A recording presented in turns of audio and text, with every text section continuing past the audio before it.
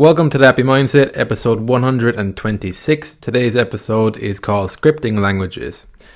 So today I'm going to talk about scripting languages in the context of computer programming languages, a little bit in foreign languages, and then lastly just talk about this podcast as well, my approach to scripting languages. Will I do that first or last? I don't know, I might mix this together as well. This is a topic that's quite fascinating for me, because scripts are everywhere in our lives. In programming, Python is the language that I learn, the language I use day to day as well. Python is a scripting language. So I use it in my job as a web developer, but it can also be used for automation. So automating manual tasks, those monotonous, repetitive, boring tasks. You can use a language like Python to create scripts that will automate that will save time, and that will allow you to do other things with your life. It's amazing how much time you can start freeing up when you start scripting stuff that you do day after day, the same task, and it can be automated by a computer program. The other way I think about this is in terms of our own mind. And scripting languages in that regard is, what are the common things that you talk about day to day? What's the small talk? That's all things that it's like a script. It's like you just say it automatically. Like even the question, how are you? And the response, I'm good, thanks, yeah. And it's not really a genuine, real question. It's just a scripted question, a scripted scenario. Like there's nothing wrong with these things, just the way things are. I'm not saying that you need to have deep and meaningful conversations every time you talk to somebody, but it's just being aware that these are like scripts that are being run there, and just questioning that as well, questioning the language. That would have tied into the foreign languages. That's how I got into language hacking, was that I started to notice that there's recurring, repetitive patterns in conversation that come up time and time again. And if you break it down to what you're interested in and the types of people you generally talk to, it becomes easier to start hacking the language, because you're going from a place of learning almost an infinite amount of words to learning 2,000 words, 3,000 words. When you really start to dig into it, I think somebody's got a third level degree. They might have 10,000, 15,000 words on average in their vocabulary. When you start even thinking about it in those terms, then you start breaking the population of the target language. Like if you're learning French, for example, and if you live in France too, you'll start to notice that people have varying degrees of mastery of their own foreign or their native language. So, and that depends on their education, that depends on how well read they are, how much actively they're involved in learning new words, how open-minded they are. So all these kind of variables go into something that you might just assume that, well, if somebody's French, they've got a mastery of the language, but it's not always like that, or even in English as well, in any language, it's not always like that. So that's the scripting in programming. Then you automate stuff that's monotonous, repetitive. What this is already doing for us is that it is freeing up time and energy and space to think about interpreting data, giving meaning to things. This is what we can do as human beings. We give meaning to things, we interpret things in certain ways. We've more time as well for creativity, for conversations, for communication. That, of course, all that's dependent on us getting better at those things, because even though creativity is something that I think is innate within us, I think there's a lot of things like scripts again, cultural beliefs, norms, narratives that stifle that creativity on an individual level. So there's also, I think, a process of unraveling the scripts that are being played in your life. Scripts that have been given to you by your culture, by your religion, by the education system, by your family. These are all scripts. A lot of them are unconscious. But you can start bringing these scripts to the conscious mind and start recognizing them for what they are. And you can start changing things and adjusting things. So on this podcast, for example, my intention here is to not script this podcast, so it can go to different places that I didn't think I was going to go to. There's a certain amount of structure there, all right. So at the moment, for quite a while now, I've been asking the same introductory question of who are you, what do you do in the world. I might change that at some stage. I don't know right now. I'm still doing that. I'll see whatever feels the right way to go with that. Might change that introduction. That really came about from I just found it was difficult to begin the conversation, I just found that I got into the habit of asking that question. It became a routine. It became a scripted kind of question that I have at the outset. And what I have found is that it allows the conversation to go anywhere at the beginning because it's such a broad ranging question. And what you'll notice is that people answer it in so many different ways according to how they interpret that. And even I find as well, if you're living in the moment, you'll have a different answer each time to that if you're not scripting it. So this is my biggest thing with the scripting. I don't like scripting a conversation, because what you're doing when you're scripting a conversation is that you're preempting the answers. So you're limiting the possibility of learning something new when you're scripting things. And on top of that too, I find that generally when I script things, I'm on a body level, I'm a lot more uptight and rigid. There's not much flow to what I'm saying. There are drawbacks to this too. What you'll tend to notice, like on the what episode? Long-term thinking, episode 124. Other examples too, but I'm just going to point out this one. I said that the book, what's his name? Stephen Pressfield. I said his book was The Art of War. That's not his book. That's Lao Tzu's book. I read that book as well a few years ago. Stephen Pressfield's book is The War of Art. So that's really confusing. So when you're not scripting things, I didn't even know I was going to mention that book in the podcast. That's the benefit of not scripting things. That things kind of come up on the flow, but then you do make errors, slips of the tongue, or even because you haven't planned everything to begin with, so you're not going to get it perfect. If I'd planned that beforehand, I would have said The War of Art when I was doing it. So then you're caught with the conundrum that you're like, okay, I'm quite happy now. I'm 80% happy with that episode. I made a few errors here and there, but I'm generally happy with the energy I brought to it, the stuff that I put out there, the food for thought that I try to put out there. And so do I go back now and do it over again just because I've noticed that I have the book title wrong there? So that's something that you have to navigate in when you're not scripting things. That is the drawback to it. But there's so many upsides to not scripting it, because it becomes a way of you looking at the world. You just become more open and receptive to new ideas, and to even rethinking how you think about things. So you get more of an even first principles approach to life, which is vitally important, because when you don't have a first principles approach to life, and by first principles I just mean questioning your most basic assumptions and start building from there.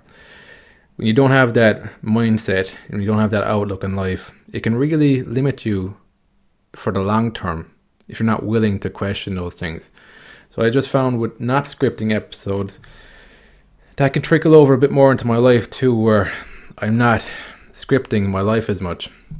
It's not even a conscious choice that I'm making. Like I mentioned at the start of this episode, the most restrictive scripts that you're running right now are unconscious, completely unconscious to you. They're blind spots. And there's freedom then when you start uncovering these.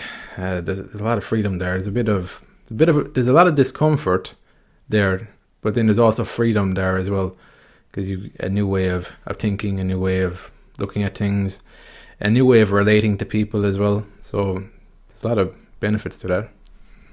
So this way of doing things as well, not scripting languages, this is something, well, not scripting my podcast episodes, not scripting my language as well day to day, even when I'm learning a language or speaking my native language. What I found organically happen is there's a balance you start to strike. So you're not scripting things intentionally, but you're doing a planning around the episode, so that when you're actually doing the episode, the material's there, it's in your mind somewhere, and you speak it out, it's starting to come to the surface then. This is you reading. This is you, like the reading habit. That's where you're drawing your material from. Your conversations with people, you're drawing it from that. Yeah, you're active learning. So as a programmer today, I'm actively learning all the time. As a writer, I'm actively learning all the time. I'm experimenting a bit with different structuring of my articles, investing in courses in writing as well to give me ideas of how I go about even experimenting with that, because I don't have the ideas right now. I never really studied it. So you do your planning around the episodes, and then what you do then is that you speak and you let things arise. And even when I'm doing these episodes now, I'll often stop maybe after 8 minutes. I'm using a bit of editing skills in as well. I'm combining them together. I'll listen back because I'm running out of ideas, and then I listen back. That gives me some more ideas to develop on for the next segment. and I'll write out like maybe 1 or 2 bullet points so that I remember that for the next segment. So it's an organic thing that starts to happen then from the not scripting it. So you're doing a planning around it, and there's a lot more improvisation to it, and it just makes it a lot more enjoyable and livelier as well. The next thing that this does for you is that you start paying attention to your energy. You start paying attention to why do people listen to a podcast in the first place. When I started doing a podcast, I always assumed it was having great information. I didn't really pay much attention to the delivery, your energy, your actual passion and enthusiasm for what you do. That wasn't important for me at all. I was coming from a very academic mindset where I thought it was all about the information, and that would increase the audience, and that's why people want to listen to your podcast. So I'd overlook the energy you bring to it, the passion you bring to it, your way of relating the information, your way of sharing your experiences, sharing your thought process. They're all the things that are actually attracting people to listen to you in the first place. Because when I really started to think about the people I listen to, the podcasts, people I read, it's because I find them interesting.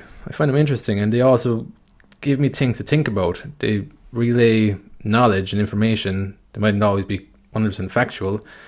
Even that, you start questioning what it really is 100% factual. It's of course there are things that are 100% factual, like the law of gravity and stuff like that, but things are a lot more subjective than you think they are, and you only start to realize that when you start creating your own stuff. That you're trying at the start, you're trying to get this all 100% factually correct, and you start to realize, geez, this is actually a lot tougher than I thought it would be. So a person I like listening to as well is Mike Tyson, Hot Boxing, that podcast. I listen to that every now and again. And one of the reasons I enjoy listening to it is because it's very raw and unfiltered. I like Mike sharing his experiences because there's stuff that I would have never thought about. He's sharing them in a raw way. He's had a very interesting life. There's ups and downs, massive ups and downs to his life. So he's a lot of knowledge and wisdom to share, and that's what he's doing in a podcast, and that's why I listen to it as well. The other guy is quite interesting too, Eben. I think he was former NFL player as well, and he's quite an interesting guy as well. So I'd recommend just check that podcast out as well, give you food for thought. And then the last thing as well with this, so you're paying attention to the energy when you become aware of the scripts, when you become aware of the language, that the language doesn't have as much impact as you might think it does. And the last part is actually being conscious with the language. So when you start to see the scripts, the automatic nature of how you say things, you start to pay attention to the limiting things you say about yourself. So automatic stuff like I'm stupid or I am no good at learning French, for example. These are innocent things you can say. Like, fair enough, if you don't want to pursue that path, that's grand. Say them all you like. Believe you're no good at learning French if you don't want to pursue it. But if you genuinely want to pursue something like learning a language like French, then don't say you're no good at French, because even if you try to learn it, then it's going to make it a lot harder to learn the language if that's your belief. Because these things you automatically say, they're shining a light on the fundamental belief you have about yourself. So there are windows of opportunity into changing that about yourself. And the first thing you can do with that, a very, very simple thing, is to stop saying that. You don't even have to say anything, just stop saying, I'm no good at ... The next step then would just say that I am willing to get better at. Something like that. You don't have to go, I am good at French, because it's not true if you haven't learned it. But what is true is that you're willing to start learning French, and you're willing to start enjoying the process. Things like that, which your mind can say aren't true, because they're not false. So it's not going to say they're not true. But it requires a little bit of conscious thought that how you're going to frame this in a way where you're moving your beliefs in a way that align with your goal of learning French. So that's what the process is there. And that all comes from just bringing these unconscious scripts to your conscious awareness. And it's powerful over the long term because you start seeing things that you never thought were possible for you. Even things as simple as I never saw myself as a computer programmer up until I started deciding that I do see myself as a computer programmer. Another thing you can do there is start finding people who are doing what you want to do. I had already done that without even intentionally trying to do that, to be honest, because when I met William and he was trying to be a software developer, I didn't even want to be a software developer at that time because I didn't believe it was possible. I didn't even know what software development was all about. I didn't know anything about it. But when I met William and he was pursuing that path and I saw him get a job and I was dabbling along with it. I was doing some web development. I wasn't really taking it too seriously for quite a while because I didn't believe it was possible. And as well, I was looking at coaching and psychology. Had so many different interests, like, you know, from listening to my podcast. But that helps too. So get around people who either have done what you want to do or are on the path to pursuing what you want to do. It only needs to be one or two people. You don't have to get rid of your old friends or anything like that. This is another thing that I don't like so much about the self-help industry, is that they'll often encourage you to get rid of the people in your life who you think are holding you back. So that's more nuanced than they make it out to be. If somebody isn't actively going out of their way to destroy your life or wish bad things for you, then I would give them a chance. And all you need then is like one or two other people that will help you move towards your dream. So move through what you want to do, because that is a necessary component. You do need to find one or two other people who are going on that path, even online. You can, if you're having problems finding that in the real world, in your local environment, go online. I found people online to mentor me around different things I was interested in. I found them through YouTube. So YouTube's free.